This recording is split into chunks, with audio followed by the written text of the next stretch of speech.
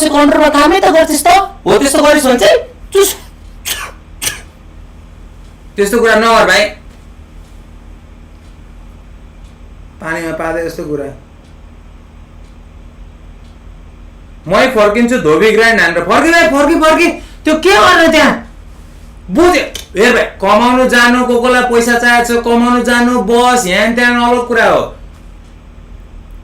रमाइलो छ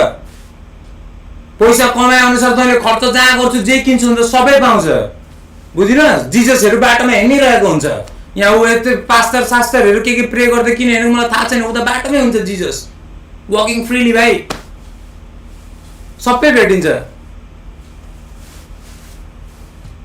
रिस्बनको समुद्रको छेउमा जाँदा शिवजीलाई भेटेको भाइ सबै चिज छ त्यहाँ तर मलाई पुग्यो भाइ त्यहाँ बस्यो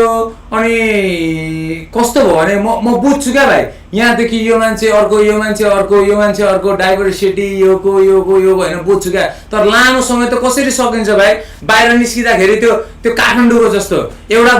कोठामा बस्नेले अर्को कोठामा 5 वर्ष हो चिन्दैन त्यस्तो ठाउँमा म किन बस्छु म काठमाडौँ पनि जान्न कनेक्सन घुम्न के गर्न केटाहरूलाई भेट्न हेन हो त्यसको लागि मात्रै जान्छु काठमाडौँ पनि बस्नु छैन भाइ यहाँ निस्किने बित्तिकै अरे के छ आन्टी के छ यहाँ हो स्या यत्तिकै दिन चलिरहन्छ क्या यत्तिकै नर्मल एन्सर गर्दै दिन चलिरहन्छ आएर न उताबाट आएर खुसी लागेको होइन तिमीहरू यहाँ बस्नुलाई यहाँ ठाउँ बिरत्त लागेर म त खुसी भाइ म त स्वर्ग आए जस्तो भइरहेछ अनि तिमीहरूलाई चाहिँ विदेश जानुपर्ने भनेर म त गयो अरे आयो भाइ सक्यो अब जानु पऱ्यो पनि जानु तै जा भाइ तै जा अरे भाइ भन्दै रहेछ के गर्नु क्या भने लास्टमा यही हो क्या भाइ यही हो यति हो केही सेक्युर चाहिँ भएर आऊ या केही होइन म चाहिँ यहाँ केही गर्छु भनेर हो त्यस्तो केही आफूले देख्यो भने